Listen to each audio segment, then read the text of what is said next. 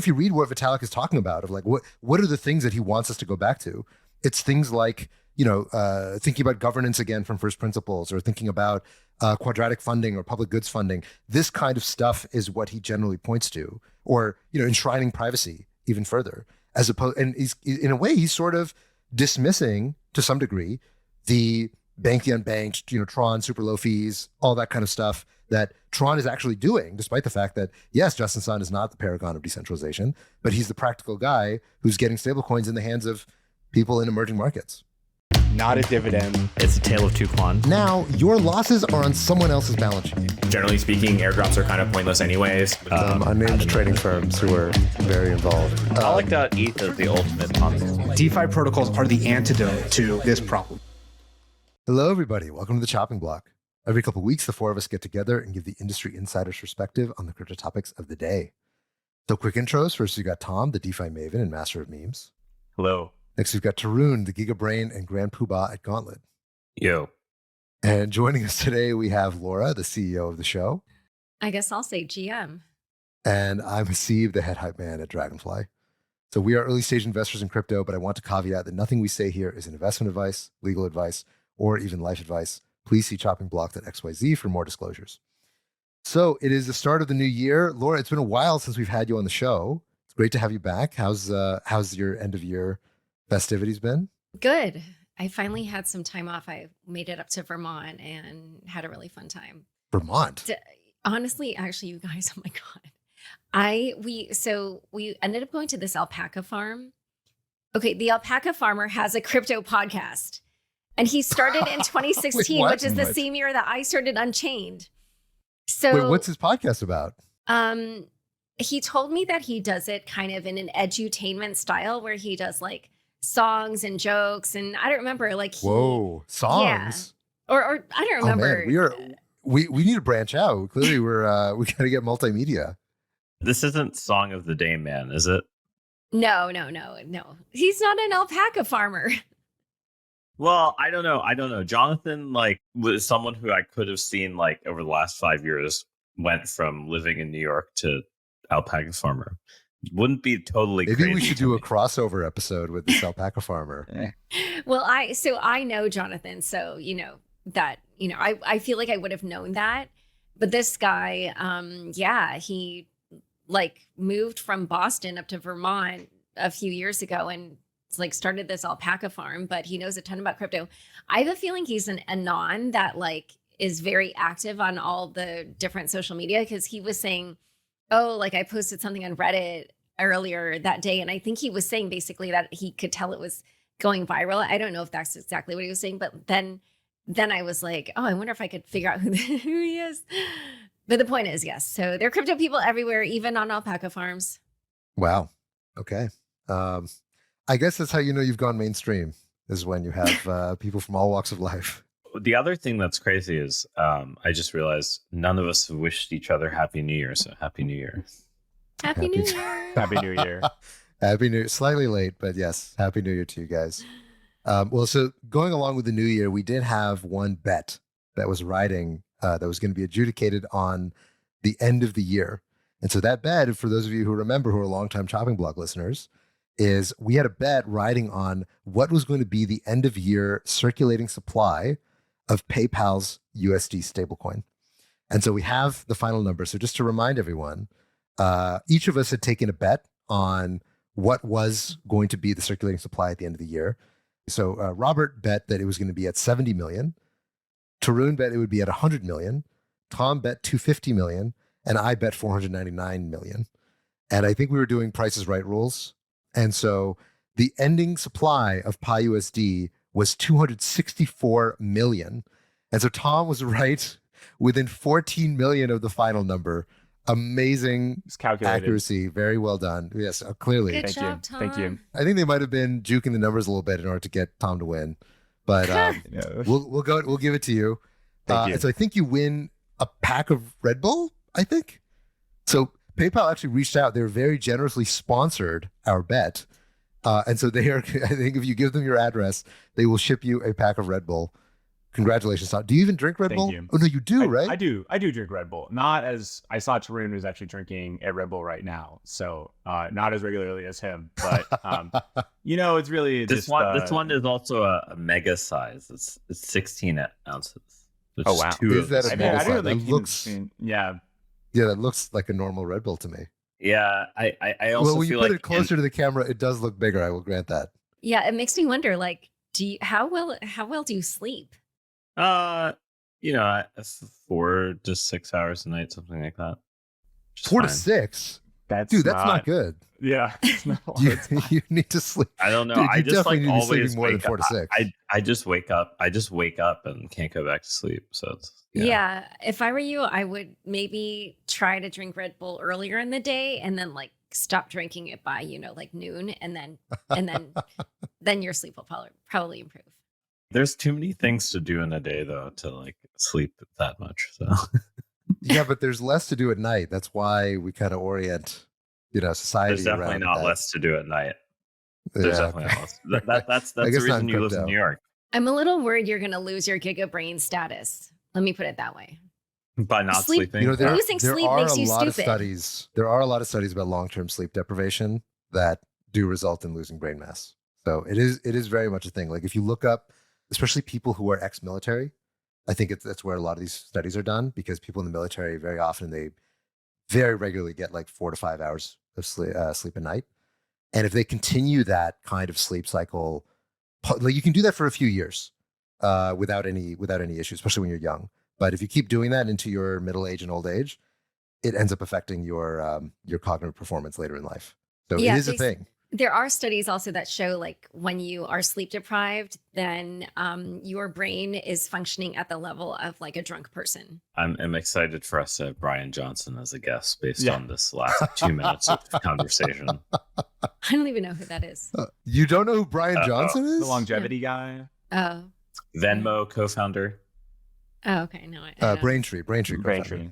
Oh, Sorry, okay. Braintree. My bad. Well, both some yeah. company bought by PayPal related yeah, to our really, bet. company owned by PayPal. So we're bringing full circle. I just Wow, remember, okay. I just was like, yeah, somehow PayPal's acquisition's involved. But if you ever see pictures on the internet of like this normal tech bro guy, and then the other side is like this guy who looks like a vampire in some ways, that's probably Brian Johnson. An ashy, very fit vampire with very little clothing on. Or pictures of him and his son holding each other's blood or whatever. There's also that kind of thing. Yeah, it's a whole thing. Laura, Laura, Okay. you do need to read up on this, but probably not appropriate for the show. okay. All right, cool. So let's move on to news. So it's been a relatively chill week. Well, I don't know. It depends on how you count as chill. So there was a massive hack that we're just going to touch on very briefly. So a thing called the Orbit Bridge, which is a bridge between Ethereum and Clayton, which is the chain that was launched by Kakao, which is a South Korean company. So this hack, it was on the order of I think 80 million. And the hack was discovered as I believe a bunch of the multisig signers were taken over, and people believe there's some speculation that I read from Taylor Monahan that this may be related to the North Korea or the Lazarus Group. It seems to share some signatures with them. I don't know how much there is to really talk about here, but another big hack that took place recently that a lot of people are freaking out about. Laura, you mentioned that this was the only part of the news that you read this morning. What are your thoughts on the Orbit Bridge hack? You have the floor. Well, you guys probably already know that I have an interest in North Korea. And, as somebody who's covered the regulatory issue in crypto for a while, I will definitely say when this happens, the US government is watching, and it's not a good look. It's not only it's not only that it's a bad look for crypto, but like it's going to cause problems for you all. And what's surprising is Clayton is What do you mean you all? You're Like also crypto part people. of this industry, Laura. You're a crypto We're person. crypto people, like you're a guys, crypto you haven't. person. We've had this discussion before. I'm a journalist covering crypto, which is Oh, different come from on. You were just hanging out with a crypto alpaca farmer. I don't even do that. right, but I'm not building crypto things, right? And so Yeah, I'm just sure. saying, Just like the biggest podcast and a media company and all. Anyway, all right, fine. but Whatever anyway, you need to tell yourself. point is that you know, after what happened with Tornado Cash, like if this keeps happening, it's gonna cause more backlash. And the other thing, frankly, that was surprising is like, you know, Clayton is a South Korean something or other, and so you would think that they would be especially kind of vigilant about these things, and yeah, it didn't happen. So Yeah, I mean, we don't have enough details about how exactly the attack took place, but it is kind of, I mean, you know, who has the biggest interest in stopping flows of funds to North Korea? You might think, well, the US government, but it's like even more so the South Korean government. oh, for sure. So I'm kind of like, is this really, you know, what does this have to do with the US? Like, I guarantee you this bridge was overwhelmingly used by Koreans because Clayton, I mean, nobody in the West ever talks about Clayton. Right, It's really a right. Korean But thing. I mean, the U.S. government just for like national security, because you know North Korea now they're developing like a nuclear whatever they're doing, and so the U.S. government they don't want Right, to threaten South Korea, you know. So Yeah. my point is like, Well- yes, obviously the US cares because they care about everything in the world, but this is Yeah. really Korea's problem. Yes, but think about it. Nuclear issues are actually a global problem. Yeah, basically, the US and South Korea are allied. So I think that's the deal. But I don't know if you guys knew this. I literally just found this out recently. Seoul is extremely close to North Korea. Did you guys listen to this? I was there. I Was was Seoul there the in currency or Seoul the city? no Seoul the city. The I was city. there in Oh, the city. in summer, and I remember that you can take the subway to the DMZ. So like we went to the DMZ, and it was like it's like astonishingly close. It's closer than San Francisco is to San Jose. You guys should listen to this Tim Ferriss podcast that he did with some Korean American guy who like is very familiar. Like I think he goes back to Korea very regularly. It's very educational and like super, super interesting. But yeah, like I didn't even know that. I'm Korean American. So anyway, point is that yeah, I think there could be backlash against the industry from the government. How do we actually go about like off-ramping this? So, right? It's always like, okay, North Korea back these funds, you know, even if they send it through a mixer or tornado or something like that, like who is then receiving those funds on the other end for, I don't know, whatever they need to purchase? Like that part Well, of they, it. they did immediately sell the Tether. I think they sold it for ETH, and then they basically sold out of things really quickly before, you know, there was a lot of coverage of the hack. To obviously move to uncensorable assets. But yeah, I mean, I think when we talked to Cryptogle, he was sort of gesturing at this, that if you are an individual, it's really, really hard to off-ramp this stuff.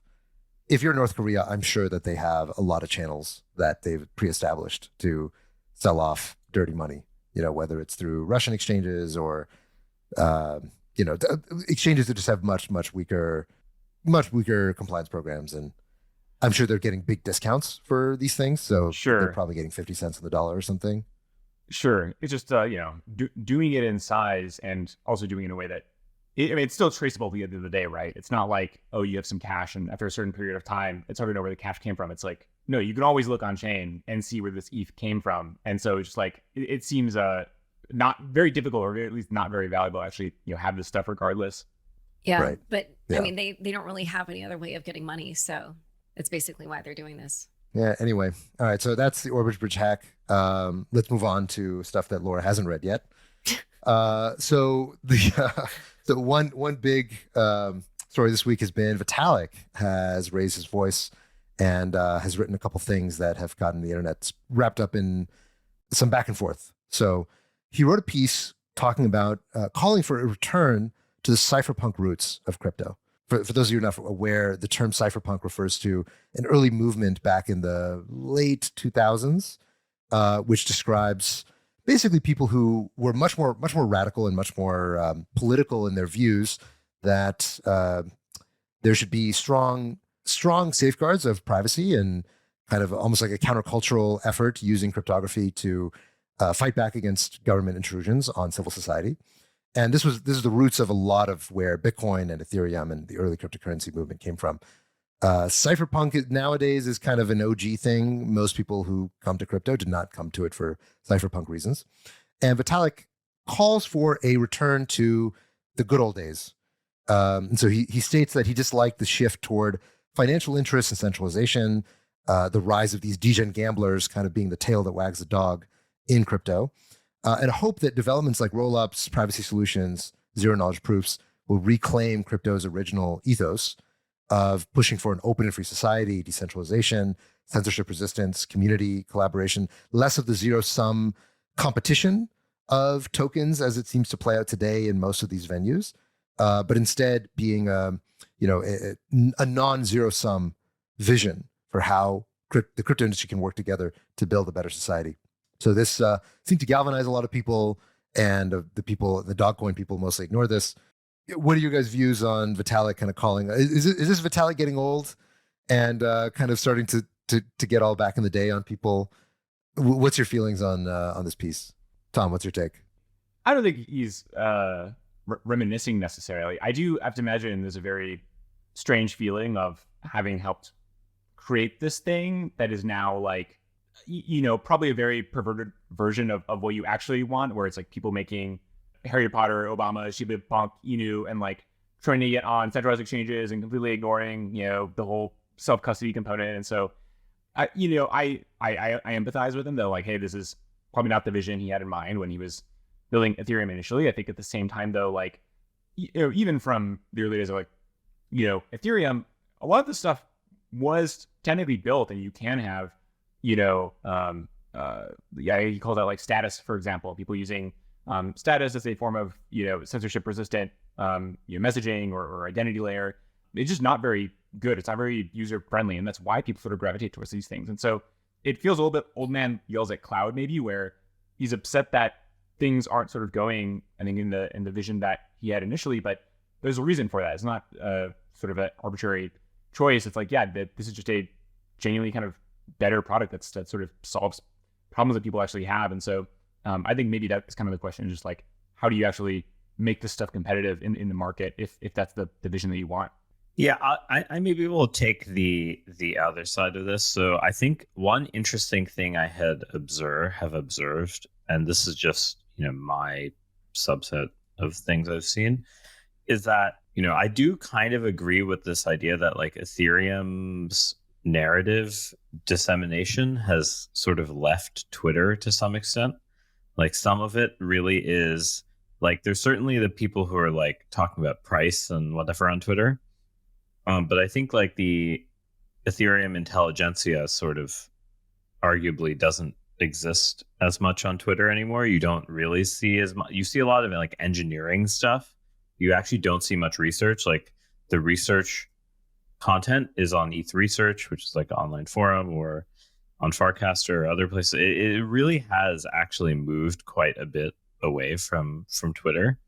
And I think there was a bit of sentiment that like because of that, there's this vacuum that like other chains were sort of filling.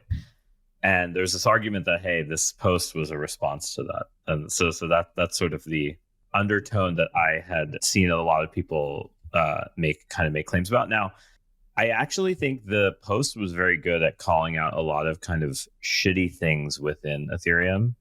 I think Blast obviously got blasted pretty directly. And I think there were a couple things that Vitalik took very direct shots at, not in name, but by obvious smacks in the face. There's a sense in which there was a sort of like retrospective angle to this. It was almost like reading like a post-mortem. And the most funny thing was that every single person who, if you go read the quote tweets of Vitalik's tweet, was like someone interpreting it differently. So it's almost like a religious text in that way, right? There's like people from Solana land saying, look, Vitalik values low fees, like Ethereum isn't meeting its goals and Solana is the real Ethereum. There were people who were in all L1s talking about how like, oh, like we care about these end users who aren't in the casino, which is sort of not true if you look at their centralized exchange behavior, but whatever. And then there's finally this, there was kind of like the Ethereum intelligentsia who's like, hey, our roll up and roadmap makes sense, but also let's say fuck Blast one more time if we get a chance to. And so there's kind of this very interesting thing where everyone took this script and gave you their own interpretation, and you sort of got like almost like this like religious like response to it, in the sense of like, prophet says something, everyone interprets it differently. So I thought that was a very interesting aspect of this. Yeah, that was 100% where I was going, which is that Vitalik is basically the Pope. And it felt like, okay, I can tell that like the party is about to be back on. And it's like right around just like a big holiday. It's on the Pope to like speak up and say, hey guys, let's remember the moral center and let's not get too crazy and let's not, like just, I don't know, throw all the old traditions out the window. And it feels to me like exactly what you said, which is that, okay, everybody kind of agrees with the message. Everybody feels like, yes, you're right. We have lost our way. We should be better people. We should, respect the virtues of chastity and patience and blah, blah, blah. But everyone basically finds a way to justify exactly what they were doing before the Pope spoke up, And so that's really my feeling about this. I always love the analogy between crypto and religions, and this feels particularly apt in the way that nobody really heard this message and was like, oh, you know what? I've really been misguided in my ways and I should, repent for I've committed sins against the ethos of Ethereum. Everyone is like, oh yeah, Vitalik is talking about me and how awesome I am. Yeah, which was just wild, right? Because it was like people who are completely not what he might have been calling out also did. That's the nature of religion, though. Even like, even the thieves and the brigands, they say their little prayer at night and, please let me have a good take this evening. I think so I read at least part of it and then skimmed the rest. The thing that I thought about was... See, that's how you know it's real religion. Is you're like, look, I looked, I skimmed it. I got the idea, You guys, he published it on December 28th. Like, I just told you, I took a trip and then I had like an all-day meeting today. I'm so just giving anyway. you shit. I'm just giving you shit. But the point is, so, in the beginning where he's like talking about, this period when he was a Bitcoiner, it just reminded me, the way that he started Ethereum was like he was a Bitcoiner, was noticing how people were changing things. And he thought, oh, this isn't the way you should kind of progress things. And that's how he came up with the idea of like building it around a programming language and making it so developers can kind of dream up whatever decentralized app they want. But, at different times, he's kind of like basically, called out when the community is getting a little bit too greedy, like that time when he said, if this space is just about jokes around sharding and whatever, then I will leave. Like, do you remember this? It was like late 2017, I think. So I feel like early 2018, because I remember that was when like the Samson Mao type people were at their peak, and I remember that was like one of the main sources of those jokes, if I remember correctly. Okay, yeah. So I mean, I think like even just now he's probably set for life financially, but he's so humble and he's just not the kind of person who's going to be like flashing his wealth or whatever. And as we all very well know, the other co-founders of Ethereum made off much better financially than he did.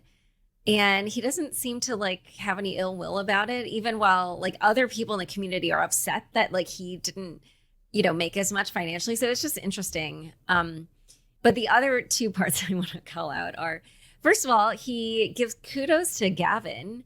And I know, from the research I did for my book, like, I don't think their relationship has been the best. So I thought, that was cool that he did that. And, looking back, I think people could probably definitely say that like Gavin never got as much technical credit as he should have. Like, I think there's a lot of kind of personality issues maybe that came into play there. But, he really kind of like took Vitalik's ideas and put them into practice in a concrete way, like with the yellow paper, and just, he really was kind of one of the main architects of all this, of Ethereum meaning. But then the other thing that I have to call out is he threw shade at Justin's son. I don't know if you noticed this, but there's a photo of him in the blog post where he's standing in front of his ad and it says the world's largest decentralized ecosystem. And there's a huge headshot of Justin's son looking like the innocent angel boy, and Vitalik standing in front of it. And his caption is, background, the humble Tron founder and decentralization pioneer, Justin's son, bravely leading forth the coolest and most decentralized crypto ecosystem in the global world. So, that was a little bit of sarcasm.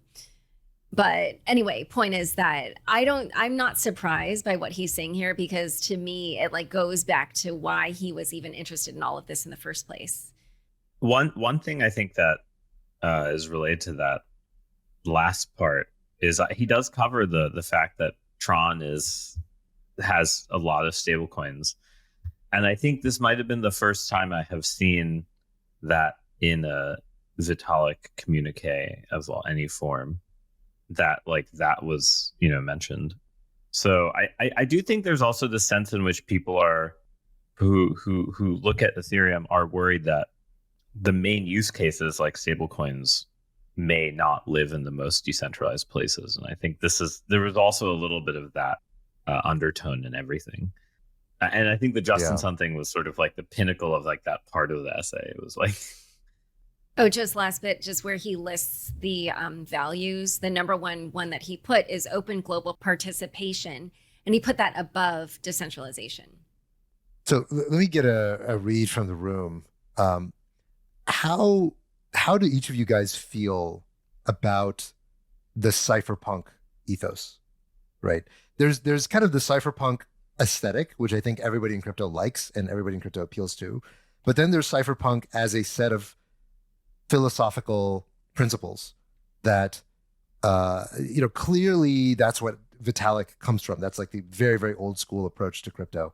How do you guys actually feel about it? Right? There's kind of the mood affinity of like, yeah, it's good because it's smart and it's cool and that's what all the cool kids like. But then there's do you actually agree with it and endorse it, or are you more, financial, bank the unbanked, reinvent Wall Street, which are I think two very different camps that aren't often opposed to each other in quite so many terms. But if you read what Vitalik is talking about, of like what are the things that he wants us to go back to, it's things like thinking about governance again from first principles, or thinking about quadratic funding or public goods funding. This kind of stuff is what he generally points to, or enshrining privacy even further, as opposed. And he's in a way he's sort of dismissing to some degree the bank the unbanked, Tron, super low fees, all that kind of stuff that Tron is actually doing, despite the fact that, yes, Justin Sun is not the paragon of decentralization, but he's the practical guy who's getting stablecoins in the hands of people in emerging markets. Tarun, what's your feeling about the cypherpunk philosophy? So I still personally think it's like the most important thing, that like if that disappeared, you have this like kind of slippery slope type of thing. Now, obviously, slippery slopes are not a good debate argument, so I'm not trying to say that. I'm just trying to give some view that like if you do start admitting each of these little tiny changes, the compounded version of them is much worse than any individual kind of like, oh, we're going to be a little relaxed here. And I think especially in a world filled with like increasingly cut corners, like I think the AI world is a great example of a place where corners are cut, in spherical ellipsoidal lines. I think crypto's unique differentiator is not going to be strictly like we're a faster TPS chain type of thing. On the other hand, I do still think that there is a sense in which you have to account. You can't just make validators your number one user profile you optimize for. And like in some sense, Ethereum has gone very far down the line of we don't care about the end user at all. We actually only care about the fact that the end user can be a validator. And those are two very different views. And I think that that's sort of like a thing that's maybe beyond this, a slightly more abstracted version of this bank the unbanked versus cypherpunk view of the world, is who is the end user you actually care about? Do you care about the end user making transactions? Do you care about the validators? Do you care about the infrastructure providers of other forms like oracles and stuff? Do you care, dot. And like your preference over who's the most important, who's the second most important, who's the third most important does impact those technical decisions you make. And I think that's the part where I think, cypherpunk doesn't necessarily mean one preference ordering. That would be my take on this. That's a very good point, because I remember back in the day, Ethereum used to talk a lot about the Ethereum stakeholders. And the term stakeholders was meant to encompass more than just token holders, right? So there's people who actually own ETH, but that is not necessarily representative of all the people who use Ethereum. And there was a lot of talk about miners also being part of the stakeholders, right? And one assumed when you read the rhetoric of Ethereum back in those days that they were really trying to balance all the different kinds of people who are part of the Ethereum party. But then when you see what actually happens in Ethereum politics, you realize it's not really true, right? Like miners are kind of at the bottom of the totem pole. Like Ethereum more or less does not give a fuck about the miners. Now they care a lot about validators now, but in the proof of work days, they really did not care very much about miners, and miners had very little political input into the Ethereum roadmap. And you realize again, as you were mentioning, Tarun, that they care a lot about validators at the expense of companies in the space. Companies in the space don't get a lot of voice. The end users in terms of ease of use or transaction fees or whatever, they don't get a lot of voice. The primary voice comes from this. They're sort of like a little bit of all people are equal, but some people more equal than others. If you run a validator, you are the most equal of all the people in Ethereum, and there is something that's very pure about that, in the sense that sorry, there is if no you're other a chain. if you're a solo staking, A solo staker, yes, to be clear, There's not a even commercial a- validator, yes, but like sorry, a not home commercial. staker. Yes, exactly, a home staker. There is something that's very pure about that, in that it is one of the few chains that is truly unobjectionable in its commitment to a philosophical ideal. And that helps it in many ways, which is that, look, Gary Gensler would never dare to come after Ethereum, given the purity that lies at the heart of it, that everybody can see very clearly. And the same is true of Bitcoin, right? Bitcoin also has this kind of inimical attitude towards end users, look, we're here to enshrine the decentralization. There is a true cypherpunk ideology here, and that helps you in a way. But it is very different than almost any other chain. And it is also a little bit different than the rhetoric, right? The rhetoric, they would never come out and say that. Ethereum would never openly say, yes, the thing that matters most is home stakers. But when you see the political reality of it, it certainly seems that way. Tom, what's your take on the cypherpunk versus financial bank the unbanked thing? Yeah, I mean, it's a little bit maybe like Brian Johnson. And I'm glad some people are sort of pushing this philosophy kind of to the extreme, but for everybody else, it's just not very pragmatic, right? And that was kind of my issue with the post, and it just feels very little kind of lectury and preachy of, hey, we shouldn't be doing these things. And then he cites a bunch of projects that have been out for a while that no one really uses or cares about because they're kind of shitty and they're not really serving users' needs. And so the wrong lesson to be learning here, which I think Vitalik's learning, is, hey, we should remind everybody to do the thing that philosophically we're aligned to be doing, versus why aren't people using these things? What's wrong with them? How can we make a version of them that fulfills our ideals, but also is something that people want to use? And so that's kind of my issue with this. It feels like I'm being lectured to eat my vegetables. I'm like, well, the vegetables taste like shit, so why don't you make something better that actually want to eat? And I don't always go into this analogy, but I guess that's kind of no. You my make a issue with great lot of point, these. because I remember he mentioned Swarm, which was like their old IPFS competitor. And I was like, Yeah. I have not heard about Swarm in 5 years. Yes, But of course, He's Vitalik still holds Swarm very continues to deep be in his heart. developed. That's what you say about projects that are just fucking dead. Is they're not dead. They continue to be developed. Right. Or I say it's status as an extension of Whisper, as if that is a amazing success. And so I think they're learning the wrong lessons from kind of what the market is telling them. That's a good point. Also, a very product minded point. So I appreciate you bringing the product perspective. Laura, what's your take? I mean, I know that you're not a real crypto person, according to You your guys, I'm not a protest. builder. Self-assessment. your own self-assessment. You are not a crypto person, but how would you So answer that I have a question. This mention of Swarm and IPFS, like this decentralized, data or storage, is that the same thing as kind of like the modular approach where like Celestia is providing this data availability layer? Is that the same concept? Not a little quite. bit? They're related, but it's not quite like data availability really needs this notion of verifiability, and I can challenge things. So think about the simplest way to think about it is think about an optimistic rollup. Well, you have the 7-day challenge period for a lot of optimistic rollups, or it's less, but for some. But let's just say a 7-day, 1 week challenge period. Well, I need that data that was, say there's a function called that was called on invalid input. Well, I need the invalid input to prove to the layer one that, hey, like this sequencer in the layer two fucked me over somehow, right? Well, you need that data to be somewhere everyone can agree on. The layer one validators, the layer two person sequencer who might get slashed, the user. And so you need to keep that somewhere that you can slash. And so all the fights about data availability security are really fundamentally about like, should the layer one itself be keeping that, or can it outsource that? And if it outsources it, it can lower its costs. But you to be need clear, this the whole verifiability idea, part. It's not just storing, right? Yes. So data Right. availability is a little bit different from just storage, right? But it's more like volatile storage that has certain other guarantees that you care about. But I mean, it basically whole it idea of sounds like a better modularity- it sounds like a better version of storage.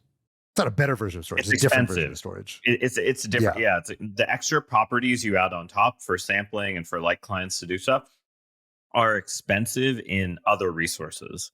So it's not just that there's resources of storage, but there's resource of communication. Like how much do the nodes have to communicate to prove this kind of invalid state or reconstruct state? And that overhead might not be worth it for all applications. So maybe your NFT dogshit picture like doesn't need, like people don't care that much about it, and you're not going to do Yes. that. But for my Uniswap swap, I do care about that. Yeah. Yes. It's also like, so Celestia is not long-term storage, right? It's not like Arweave, where Arweave is like, we will hold this data for hundreds of years because the blah, blah, blah, blah. So it's not permanent. Yes, permanent, quote, their perma weave or whatever it's called. Permanent needs a perpetual Ponzi scheme. Never forget that. Somehow, I think the second law of thermodynamics is always missed by crypto people, but that's true. my own That's personal. But no, right. so but the core idea of modularity, I think you are right in pointing that out. The whole idea of modularity is that instead of doing all of this stuff in a single blockchain, let's outsource this particular thing to another blockchain. And that is absolutely what IPFS or Swarm could be described as. Is like, oh, okay, I want long-term storage. I don't want to build that in my own chain. It's much easier for me to use another blockchain to do that. That is kind of modular. That is kind of what the idea of modularity is.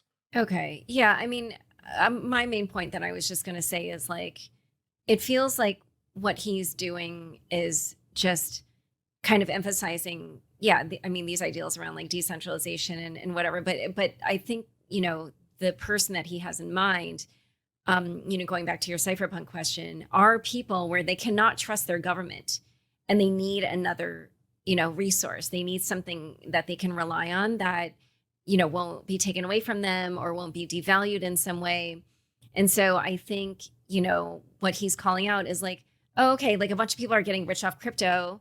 Great. But let's not forget that this could be, something that would be really valuable to people who are more in like a life and death situation rather than just like, making money. So to my mind, it just feels like he's saying, okay, some of you are kind of taking this easy way to get rich quick, whereas like we could do things that are harder technically that would serve more people. And yeah, I think you're right. It's like a Pope speech, and he's just trying to remind people of what some of the ideals are and like how crypto can do some good in the world. And look, we, as much as that might sound flippant or dismissive, crypto really needs a Pope, right? We don't have a lot of, virtuous paragons to Wait, some people would definitely say there should never exist a Pope. I was just going to say, world. The Bitcoiners, let's release this clip on social media and see what the Bitcoiners have to say about that. Yeah. The Bitcoiners are Protestant, Yeah. and that's their big issue. Yeah, It's exactly. usually the way around, yeah. No, there's a whole. The only thing I want to say is like, I think an interesting fact is like, if you look at someone like Anatoly, who's just completely focused on engineering as like, I view kind of Anatoly and Vitalik in some ways as like the dialectic of any of these types of decentralized systems, right? One is focused on is like, well, I guess it's ironic that Solana names their minimum currency unit Lamport, but one is sort of focused more on these theoretical distributed systems components, like Leslie Lamport would, the researcher would have focused on, and these kind of philosophical things about what things you can and can't agree on, right? And that's sort of, in my mind, Ethereum came out of that school of thought. The Solana school of thought is like, Well, centralized exchanges suck, but what's the closest thing we can build product-wise so that users use it? But also we care about all these like optimizations, and we really care about thinking about these like low-level engineering details, but we maybe are not as careful about these other things. And I've generally found that, interestingly enough, both of them are probably the two in many ways sort of popes of these two different domiciles. Because like Vitalik, by all means, it would not, I suspect, self-anoint himself on the engineering side. In fact, he's been quite self-deprecating in that way in some previous posts, and certainly some research posts. And I think there's always this inevitable tension between the kind of philosophical components of these fields and the theoretical components versus the engineering and product components. And I think this is not something unique to crypto, interestingly enough, right? Like, I think the OpenAI thing was exactly the same type of divide between the engineers and the philosophers. And I think that's sort of the type of thing that we see here. And I think there's a good argument that you kind of need both types of people being able to describe these long-term visions. And so the dialectic is useful. I think Hegel maybe gave it a bad name, but I think it is kind of useful as a rhetoric means. Well, I see your point, but I think actually Vitalik and Anatoly are actually much closer. I think like the sort of the angle between them is not that big, whereas the shadow Vitalik, right, who is like the true inverse of Vitalik, I think it actually is Justin Sun. I think like Justin Sun is he's kind of the inverse Pope, right, where he like puts on the hat, but he's like part of this this heretical Coptic religion, and he's like, look, we're just kind of on the run, we're trying to make a bunch of money, we're super practical, we're doing business deals, like we're gonna sing the praises of decentralization while not really worrying too much about how decentralized we are, and caring a lot more about DAUs and fees and end user metrics, and if the metrics aren't good, we just juice the numbers. And in a way, and I kind of want to agree with Tom here on this point, in a way, like this space needs some of that. As easy as it is to dunk on Justin Sun, like he is the opposite Pope. He is the Pope for just get shit done. Just get stuff in the hands of users. Get stuff that people actually want. And you can dunk on him all you want, and there's plenty of legitimate reasons to dunk on him. But that is in a way one of the other virtues of crypto that we have discovered post the cypherpunk era, which is that yes, people actually do want these things. This is not just a philosophical experiment. This is not just a way of kind of crafting a world as we might want to see it. It's not just purely a utopian project. It is also a very deeply capitalist project of people want certain things. And if you look at the discourse of Ethereum, back in like 2015, 2016, 2017, there was a lot of talk about how do you make Ethereum nation state attacker resistant? Like if a government wanted to shut down Ethereum, how could you stop that, right? And today, I think one of my biggest criticisms of Ethereum is that in a way, they're still kind of stuck in that mindset, despite the fact that we've now seen almost a decade of nation states responding to blockchains. And what you notice in the way the nation states respond to blockchains is that they do not do anything that anyone was talking about on the Bitcoin forum in 2013, right? They do not aggregate a bunch of hash rate and try to 51% attack things, or do feather forks or anything. They don't do any of that shit. Like what they do is they pass laws, and they engage in politics, and they ban things, and they fight things, and they force people to pay taxes on certain things that are impossible to enforce. That's how governments actually respond to crypto.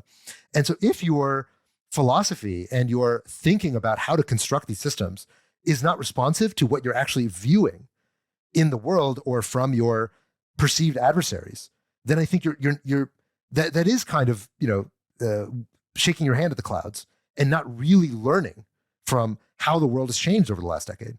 And so, to be clear, I'm not saying that we should all be more like Justin Sun, but I think it's important that there is a Justin Sun.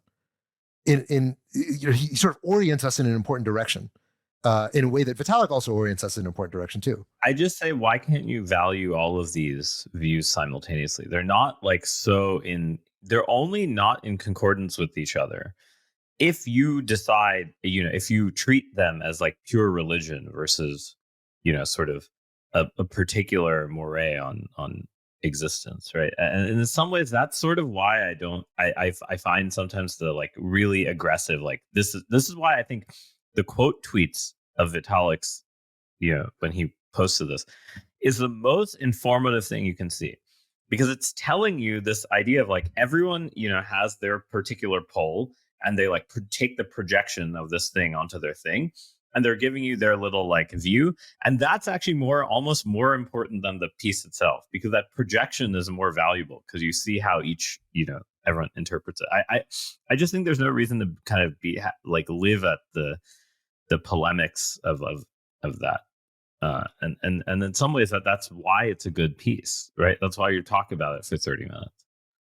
Actually, just circling back to the Vitalik Anatoly comparison, honestly, I actually think they're a lot more similar, than Tarun was saying. Like, I probably agree with Haseeb, but my spin on it would be that Anatoly is just like the 20 or 25 years older version of Vitalik than Vitalik, because they're both kind of like similarly humble. They're both like obviously super geeky and, techie type people. But I just feel like, I mean, especially obviously I learned through my book, like Vitalik was so naive. And I mean, he was a kid when he started Ethereum. And it's just so clear when you interview Anatoly, like nothing ruffles him. Like, do you remember that first, or I don't know if it was the first, but the one really big outage that was like 19 hours or something? Do you know what he said about it?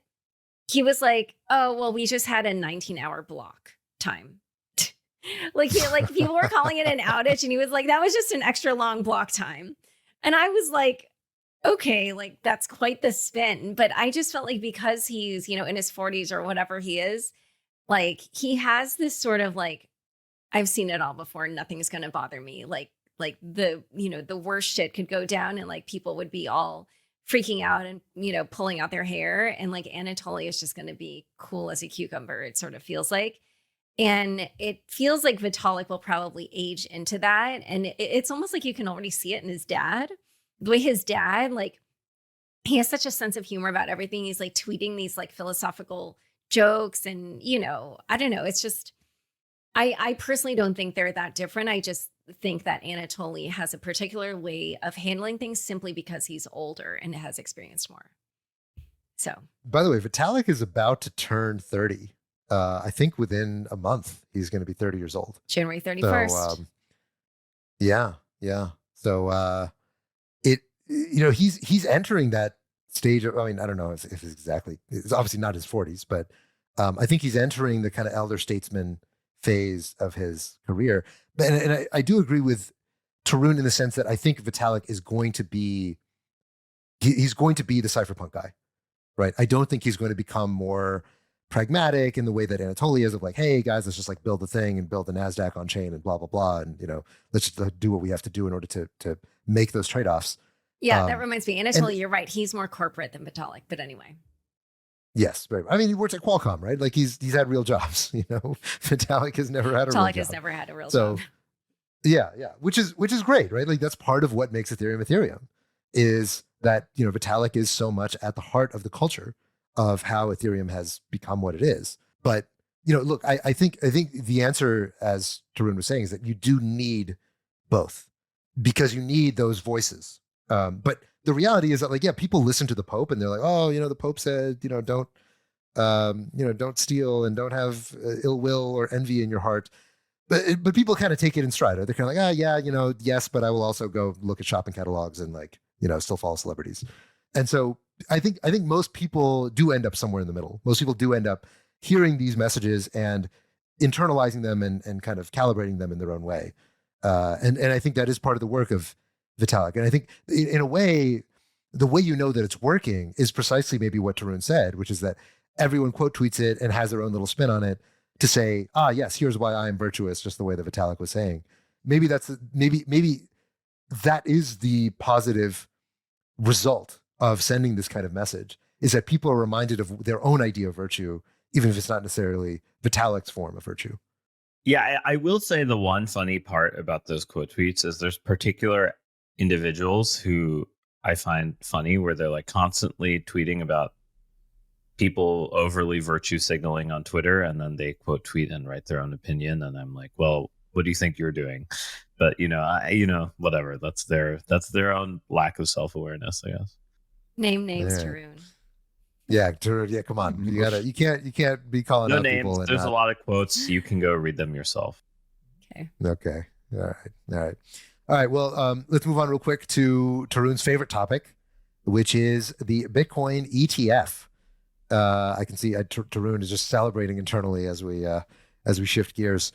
So ETF seems to be imminent. There's a lot of excitement right now. Bitcoin just hit 45K. Yeah, Tarun, go ahead. Did we talk about the redemption piece? The fact that changed last minute and like it's cash redemption now versus in kind? Because I actually think that's the thing that's kind of fucked up, personally. Yes. So basically, what we've seen from some of the disclosures or some of the forms, whatever there are, is that all of the ETFs are going to be cash redeemed, not in kind redeemed. So this is pretty weird. Most ETFs are redeemed in kind. So when you redeem or mint an ETF, so for example, if you have the SPY ETF, which is tracks the S&P 500, contains all the companies in the S&P 500 in the ETF. The ETF is like a basket of all these company shares. In SPY, when you redeem the ETF or you mint a new ETF, you basically put a bunch of shares in the basket to create a new ETF, a new share of the ETF. Or when you redeem from the ETF, you take all the shares out. And so you don't actually go sell the underlying things on the market. Obviously, that would be annoying and it would cause some slippage. Well, in the Bitcoin ETF, apparently the SEC is not comfortable or is not quite given the rules to the authorized participants of the ETFs to show them how could they compliantly, as broker-dealers, manage Bitcoin. Apparently, they've not been given any guidance on how to do this. And so as a result, all the ETFs are going to be cash settled. So when you mint new shares of the Bitcoin ETF, you send them cash. And the Bitcoin ETF sponsor will themselves buy the Bitcoin with the cash on a spot exchange. And when you redeem the ETF, instead of, okay, the authorized participant gets a Bitcoin, instead, the issuer will sell the Bitcoin for cash and give the authorized participant the cash. Now, this is less efficient. Now, at the end of the day, I don't know how much it matters because, obviously, the authorized participants aren't just going to sit around holding the Bitcoin. They are going to hedge it or sell it. But it does make the ETFs less efficient. And so this was something that a lot of people got annoyed by. That said, the ETF, it's very clear the ETFs are coming very soon. Bitcoin has rallied to 45K. We've seen now some of the ETFs get seeded with capital. It looks like BlackRock is going to have 10 million in there. Bitwise is going to have 200 million. Wisdom Tree, 2.5 million. And there's just been, right now, I think Polymarket is pricing the likelihood of approval in the next 2 weeks at 88%. So it seems like overwhelmingly, it's pretty much at this point to be a sure thing that the ETF is likely going to be approved, or the ETFs, plural, are going to be approved very, very soon. So any comments on the ETF? Tarun, Yeah. I know you have a lot of thoughts. Well, I'll say something about the in-kind versus cash creation, which is, I don't know if you guys picked up on this. I think it was James Seifert on my show who talked about this, but basically, so this actually affects Grayscale the most, to do it in cash. I don't know if you guys, did you catch wind of this? So I'll just explain it. So what happens is that anybody who's in GPTC, of course, when they, just as anybody, when they were to sell an investment, they would, pay taxes on that, right? But the thing is that with GPTC, if you already currently own it, you are going to, once they convert into an ETF, because of this cash creation and redemption, all the holders of GBTC will have a tax event this year, even if they hadn't been intending to sell their shares. Do you understand? So like if the in-kind had been allowed, then if they had stayed in GBTC, they wouldn't have necessarily had that tax event this year, but now everybody will. And what I was saying to James is, my thought is that so it's not only bad for Grayscale just because this happens to all the holders of GBTC, but it's also bad for them in the sense that if any GBTC holders were thinking of switching to a different ETF issuer, then this gives them like more of an impetus to actually just do it, since they're going to have the taxable event anyway. Whereas like if that hadn't happened, then they might have been like, well, I'll just stay in it a little longer until it makes sense for me to, have this kind of taxable event. But it does feel to me like, since there are some GBTC holders who probably aren't happy with Grayscale, they're probably, not happy that they weren't able to redeem before, like whatever, like they will potentially see more outflows than they would have. That's just my theory.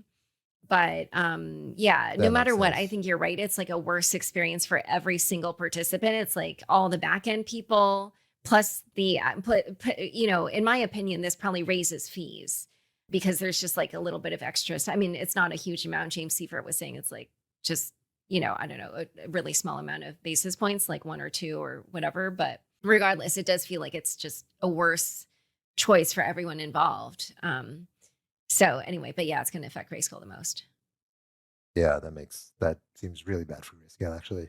Yeah, I think the thing I just don't like about it is it's kind of like not a clean structure, and there's an argument that the authorized participants it favors the most are actually market makers in the designated market, which is Coinbase, because all of those market makers now know the flow they have to cross against. And so it just like kind of makes it like, okay, the ETF creation redemption arb really concentrates into Coinbase market makers and like no one else. It feels a little bit like a free money gift to them, which that to me is the more, like I know the SEC like is run by a bunch of clowns most of the time in the last few years, but like this feels like absolutely stupid. Like if your fucking mission is consumer protection and you're just giving market makers free basis points like this, like you are brainless. Like I don't know what kind of fucking idiot comes up with that structure. Well, wait, one question, because I thought that actually it also benefited the big banks to have cash. Because if you recall, like originally all the applications said they were going to do both cash and in kind. And I thought the reason for that was because the cash option allows the banks to participate, whereas like otherwise they wouldn't, if it were only inclined, then I don't think they would have been able to because they can't hold digital assets. But, all of the applicants I think wanted to do both, but now it's like only the cash. So then isn't that beneficial to the big banks or no? Am I misunderstanding that or? Maybe. I mean, that seems like marginal, but yeah, I agree. You're right. It probably does. It's probably, the crazy custody rule is what prevents banks from being able to touch the stuff in the first place, though, which is also because of the SEC. Yeah. Oh, no, that was the OCC, right? OCC. Yeah, that was the OCC. Sorry. This is just more this idea that like, if I'm a market maker in Coinbase, right? Say I'm a big market making firm, and a lot of those are the U.S. market making firms because like it's basically very hard to market make in Coinbase as a foreign entity for all the regulatory reasons. So there's good reasons for that, but there's not that many of them who are doing it. And those market makers now know that they're getting this free flow on creation redemption, like every time there's new cash coming into ETF. And there's no one else who can actually fulfill the other side because there just has to be, the ETF rules are like, well, the NAV of the net asset value of the ETF has to equal what its index is tracking, right? And I just feel like this structure exists to like cause consumer harm strictly because who's bearing those basis points of loss? It's like the ETF holders. So it's like actually idiotic if your mission is really like, oh, we're like trying to help consumers. You're literally just causing them extra slippage. Like it's just like, it's one of these things where it's like, I don't understand who like why, like you're adding this because you're just like, okay, yes, we're afraid the authorized participants don't KYC. First of all, your authorized participants and your market makers overlap so much. It's like you could easily right now just Jane Street and JP Morgan are the named authorized participants for the iShares. It's kind of ridiculous. You're favoring those people in such a way that's like, I think that Arthur Hayes' post maybe about like the ETF is kind of like going to maybe destroy Bitcoin. I mean, that's sort of some of the hyperbole I would say in there. There's some truth to this idea that like the SEC is just basically picking favorites, and like, if I were an aggrieved person with infinite capital, I would be suing them because like this is like a very dumb decision, like, and goes against their mandate. Look, I don't often come to the defense of the SEC, but in defense of the SEC, they were more or less cornered by the courts to have to approve the Bitcoin ETFs.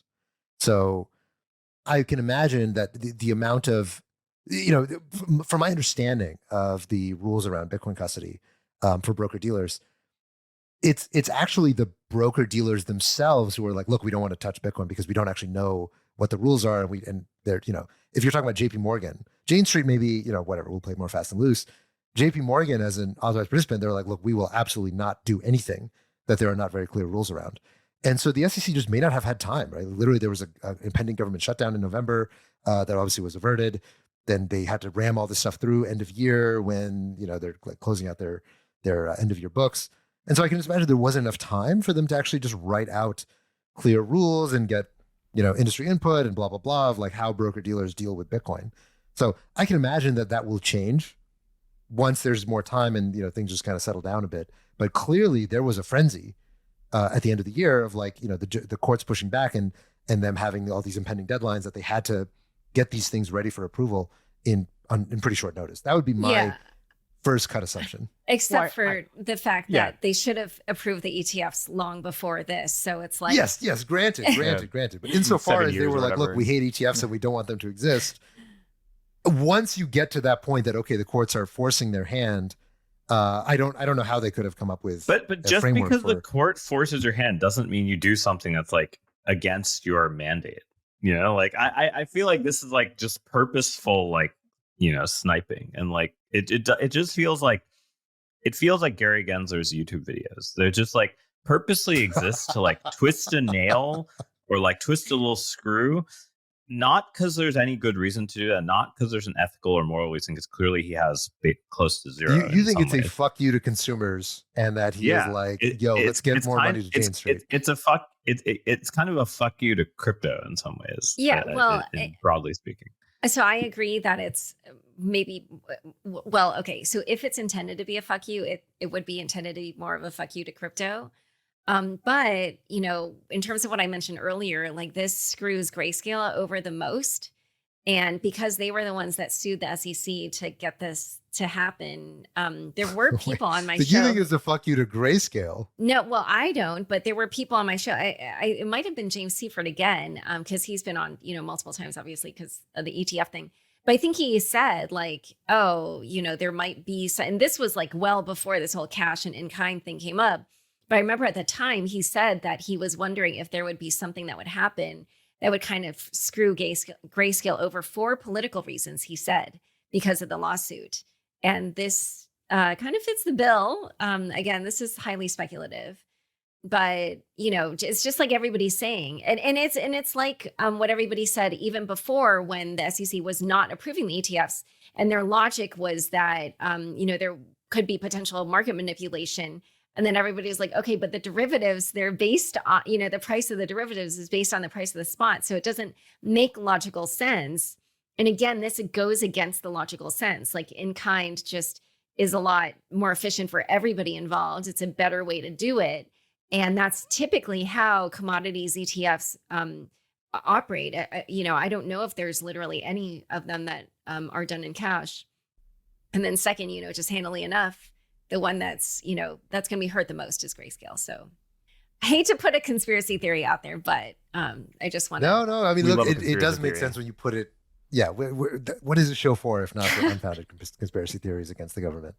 Well, it's not even a conspiracy theory. It's just like putting some bits and pieces together. I actually think that if I remember correctly, and so it's been a while since I was actually trading, but I remember there are ETFs that are like commodity ETFs that do cash. But it's more because there's no inventory, right? It's like, haha, it's like impossible to get uranium tomorrow, like enough, right? So like, okay, fine, you can do this. Yeah, if there's any commodity that's easy to get immediately electronically, it's Bitcoin. Exactly. So it's like I don't think some of the known excuses make sense. Yeah. Okay. Well, by this time next week, very, very likely the Bitcoin ETF is going to be approved, and we're going to be in this new post-ETF world, which I know Tarun is very eagerly awaiting. So to close out the show, predictions for what happens with ETF. Do you think it's going to be like, okay, rally time, or is there going to be a sell-off and you'll be like, oh, well, there's an ETF now what? What are your views on what's likely to happen? Tarun, why don't you go first? Because I know you're the most excited about this. I think the interesting question to me is like how much of this like traditional equity interest moves from like Coinbase miners, MicroStrategy into Bitcoin ETF, because there are a lot of people who are like sort of regulatorily captured, make these like kind of indirect bets. Probably MicroStrategy, the biggest one. Right. Well, they just announced while we were doing the show this like huge tender offer to sell a bunch of shares. So I don't know how closely related to the Bitcoin ETF that is, but the timing is a little bit sus. But yeah, I think the rotation will be interesting. I think the other thing I'm kind of curious about is, and this is more a side speculation type of thing, of like how much the options market on the ETF evolves, and like whether, you know, crypto options have always been this like holy grail that never really has reached its potential. And so given that people love trading options in equities, especially right now, you know, the 0 day to expiry options, or like, which didn't exist, basically didn't exist a few years ago, now have like over 50% of volume.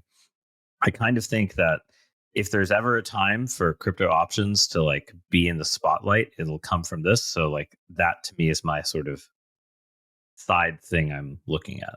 And maybe, Okay, so I don't have a strong Tarun, price predictions. That's what the people want. I think we are going to have alt season.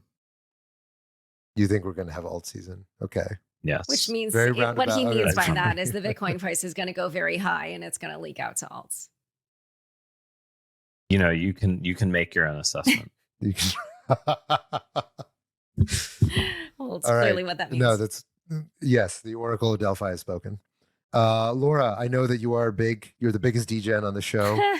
As the biggest crypto person, what's your take? Where do you predict things are going? Well, probably just on the news of the approval, there might be like a bit of taking of profits.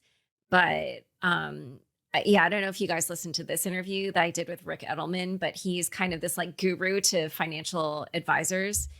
And his organization has done surveys on, what percentage of financial advisors own Bitcoin, what percentage of them would like to allocate some of their clients' portfolios to Bitcoin.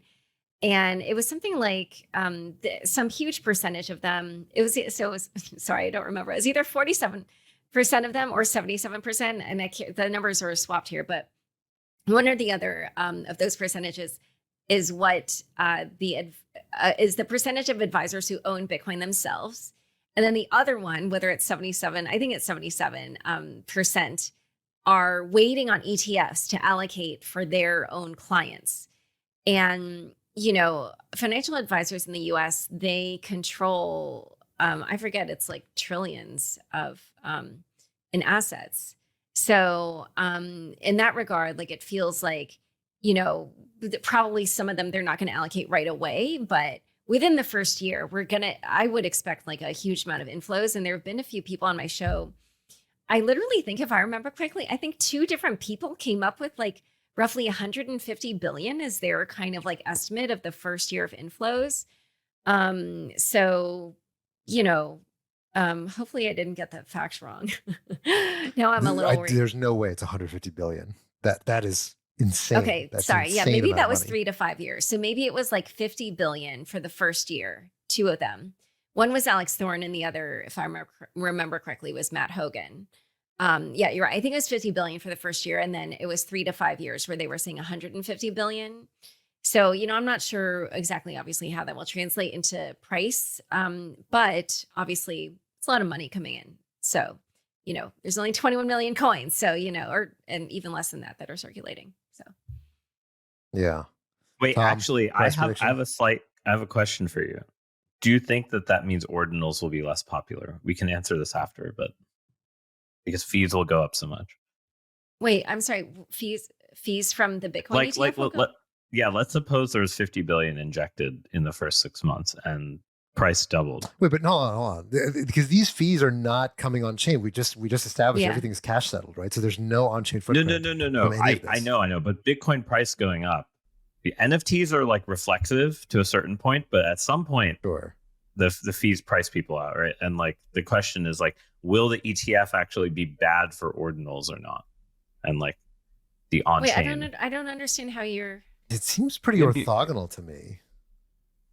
Yeah, I don't get the What the connection. ETF is, let's say the ETF caused the inflows. The inflows caused the price to go up by 2x, 3x, right? At some multiple of price, the fees start pricing out the current ordinal user, some of the current ordinal, right? There's obviously some ordinal. Well, you're users. assuming but it might cause other people to drop out of the fee market too, right? Like, I don't know on the totem pole, like For sure. what For is sure. That's where least valuable. that's where the transaction. speculation comes in. Yeah. Is like, does the ETF crowd out these kind of native usages because it makes the price too high? I think as the price increases, it just means that ordinals will become more like Ethereum NFTs. And yeah, it becomes like a high-end market rather than a kind of low-end random.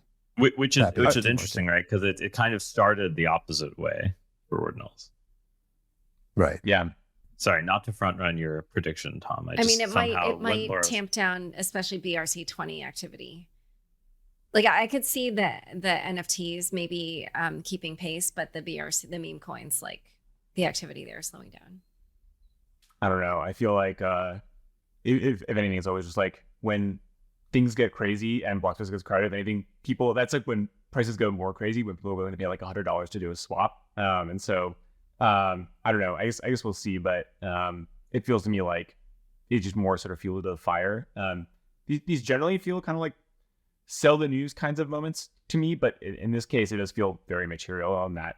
There isn't really a good sort of competitor to like a Bitcoin ETF in terms of fitting that need or demand in people's portfolio, like GPTC, MicroStrategy, Coinbase. These are all kind of like flawed in different ways, and so it does feel like a pretty material event. But at the same time, almost kind of like anticlimactic. I feel like the entire time I've been in this industry, people have been talking about the ETF and when the ETF is going to get approved, and now it's coming up soon, and I don't really care.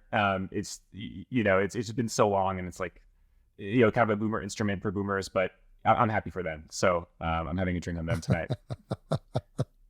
Great. Yeah, my only prediction is I think immediately after the Bitcoin ETF, I think ETH Bitcoin is going to rally because I think immediately the next narrative in line is Ether ETF, and so I think people will very quickly get bored of Bitcoin, or maybe Bitcoin might do fine, or it might dump a bit after the ETF is approved. On as Tom was mentioning, it's kind of like, okay, now what? ETF is here. Now we just wait.